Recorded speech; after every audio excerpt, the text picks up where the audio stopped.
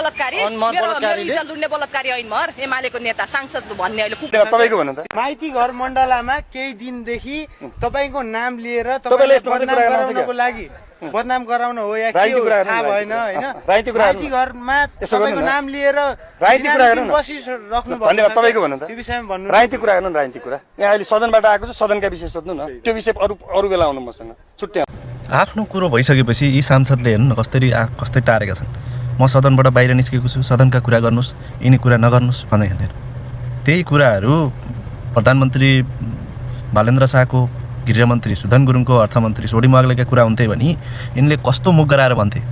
त्यस्ता बलात्कारी त्यस्ता भ्रष्टाचारी यिनीहरूले त राजीनामा दिनुपर्छ यिनले देश छोड्नुपर्छ नयाँ लायक मुखा आए जतिको भन्ने मान्छे यही हुन्थ्यो के आफ्नो भनिसकेपछि आफ्नो गल्ती भए पछि त हेर न कसरी तर्किन खोजेको यिनलाई त छोड्नै हुन्न के यिनलाई त सजाय दिनैपर्छ कि यसरी खुल्ला छोड्नै हुन्न सुधन दाई जसरी हुन्छ यिनलाई चाहिँ सजाय दिनुपर्छ यिनलाई चाहिँ छोपेर के हो कसो हो छानबिन चाहिँ गरिहाल्नु